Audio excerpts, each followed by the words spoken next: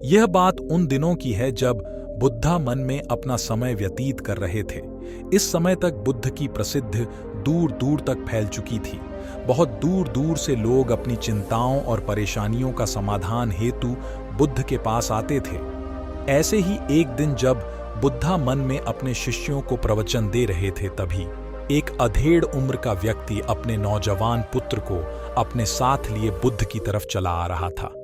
जब यह प्रवचन स्थल के पास पहुंच गए तो बुद्ध ने एक नजर उन पर डाली और इशारे से बैठने के लिए कहा। जब प्रवचन समाप्त हो गए और सभी लोग वहां से चले गए तो बुद्ध ने उस व्यक्ति को अपने पास बुलाया और बैठने के लिए कहा। वह चारों तरफ हरियाली छाई हुई थी, मौसम बहुत सुहाना था और तरह तरह के पक्षियों की आवाजें गूंज रही थीं। ऐसा नजारा देखकर उस व्यक्ति को अंदर से असीम शांति महसूस हो रही थी।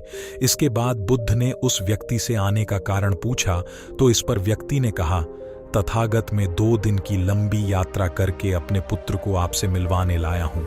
यह मेरा इकलौता पुत्र है और यह हर समय थका थका रहता है। ऐसा अलग करता है जैसे इसके अंदर कोई जान ही न हो। इसका स्वभाव भी काफी चिड़चिड़ा अरसा हो गया है। अगर हम इससे कुछ भी कहते हैं तो यह हमारी छोटी छोटी बातों पर गुस्सा हो जाता है। इसके देखने की क्षमता भी उम्र से पहले ही कमजोर हो गए हैं और इसके बाल भी सफेद पड़ने लगे हैं।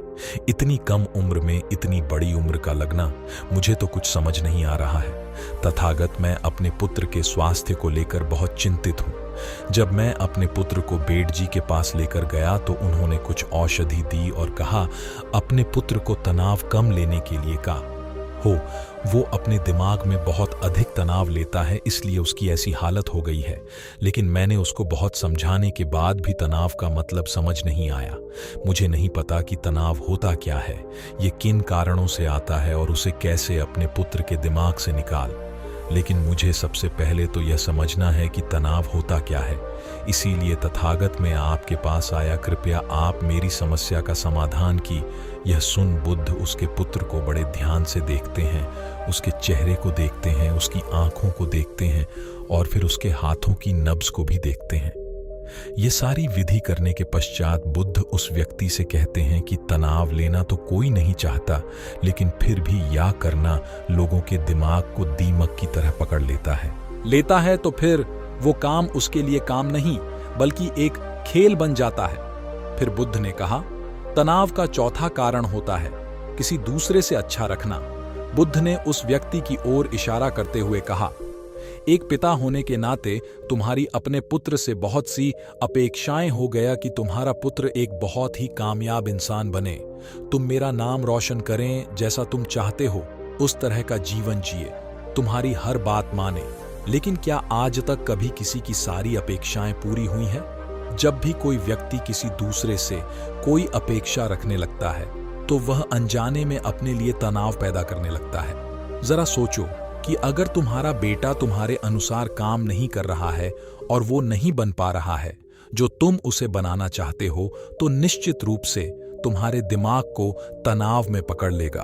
तुम तनाव से भरा जीवन जीना शुरू कर देंगे और इस तनाव के बस में आकर तुम्हें ऐसा व्यवहार करेंगे, ऐसी बातें करूंगा कि तुम्हारा अपने पुत्र के साथ संबंध और भी खराब होता चला जाएगा। इसीलिए व्यक्ति को जितना हो सके उतनी कम अपेक्षाएं दूसरों से रखनी चाहिए और अगर पूरी तरह से तनाव मुक्त रहना है तो दूसरों से अपेक्षा रखना ही बंद कर दो। इसके बाद बुद्ध ने कहा कि शारीरिक कष्ट भी इंसान के तनाव का एक कारण होता है।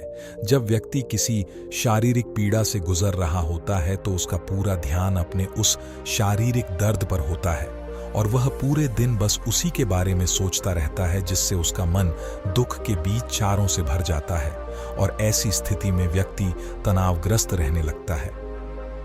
यह सुन उस व्यक्ति ने कहा कि हे बुद्ध, शारीरिक दुख तो किसी भी व्यक्ति को हो सकता है, तो फिर क्या हुआ?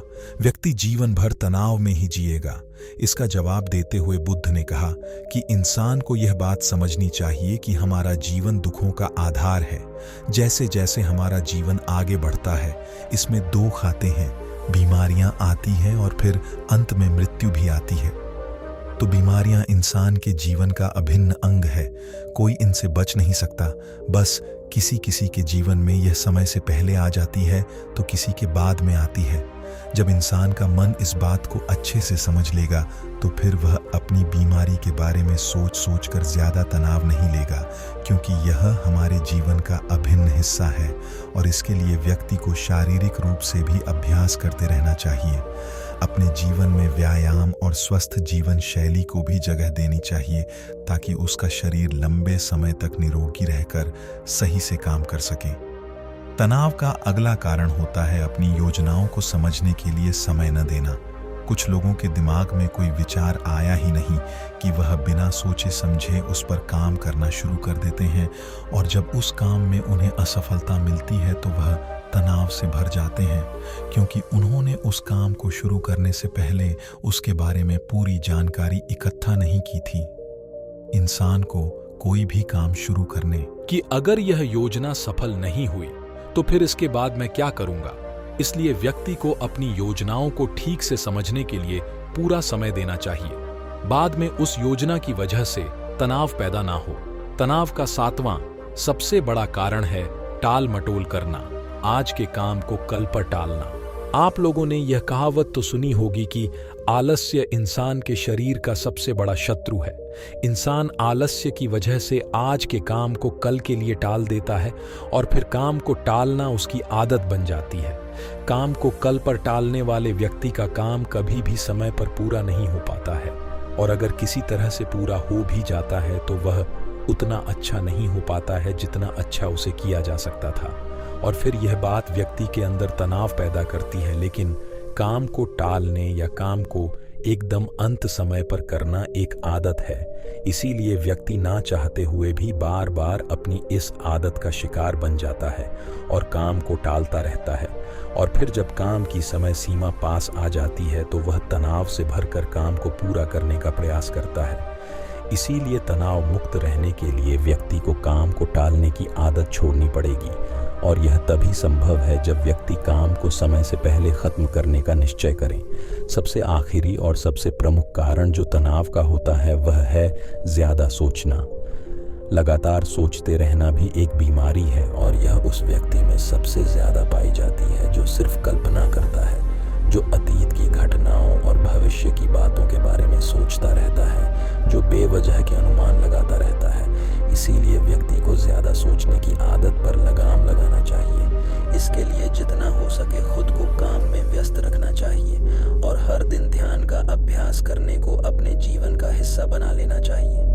बुद्ध के मुंह से यह सारी बातें सुनकर उस व्यक्ति ने हाथ जोड़कर कहा, बुद्ध, मेरा पुत्र तो अभी मात्र 20 वर्ष का ही है और इसमें अभी इतनी समझ भी नहीं है कि यह आपकी बताई सारी बातों का एक साथ पालन कर सके। आप कृपया करके तनाव मुक्त रहने का कोई आसान सा तरीका बता दें जिससे बेटा उसका अनुसरण। और व्यक्ति जान भी नहीं पाता है कि वह तनाव में जी रहा है।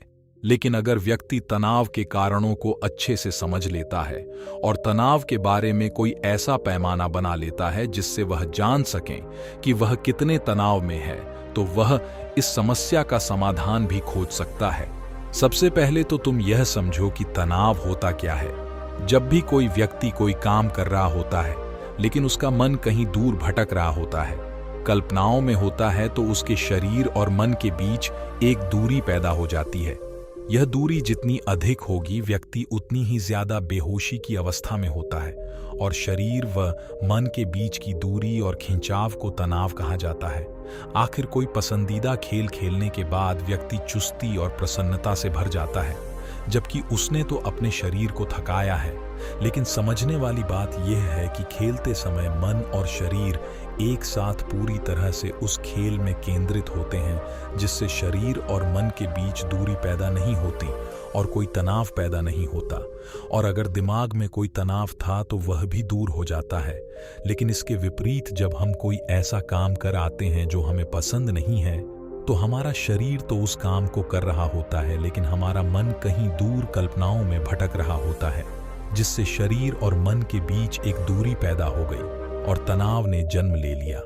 इसीलिए व्यक्ति को एक समय पर सिर्फ एक ही काम करना चाहिए और अपने तन और मन की सारी शक्ति उसी एक काम पर लगा देनी चाहिए, जिससे व्यक्ति के अंदर तनाव पैदा ही न हो। इसके बाद बुद्ध ने कहा, तनाव पैदा होने के मुख्य 8 कारण होते हैं और जिसने इन कारणों को समझ लिया वह जीवन भर तनाव मुक्त रह सकता है। मुख्य कारणों में सबसे पहला कारण है अति महत्वाकांक्षी होना।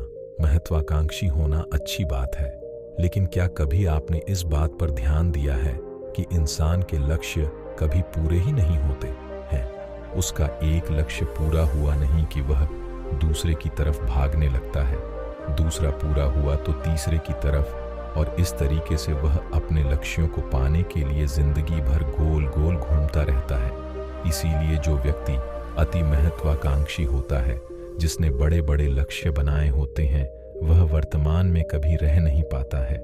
उसका मन सदैव भविष्य की योजनाएं बनाने में ही व्यस्त रहता है। उसका शरीर तो वर्तमान में रहता है, लेकिन मन भविष्य में ही रहता है, जिससे मन और शरीर के बीच दूरी पैदा हो जाती है और वह तनाव भरी जिंदगी जीने लगता है। बुद्ध के मुंह से यह बात सुन उस लड़के ने कहा, है बुद्ध तो फिर इसका मतलब है कि हमें लक्ष्य नहीं बनाना चाहिए, क्योंकि लक्ष्य बनाना भी तो महत्वाकांक्षा ही है। इस पर बुद्ध ने कहा, जीवन में लक्ष्य बनाना कोई गलत बात नहीं है, लेकिन समस्या तब उत्पन्न होती है जब वह अपना पूरा ध्यान उस लक्ष्य से मिलने वाले परिणाम पर ही लगा देते हैं और उसके परिणाम की चिंता करते रहते हैं। व्यक्ति को वर्तमान में जीना आना चाहिए। आप लक्ष्य बना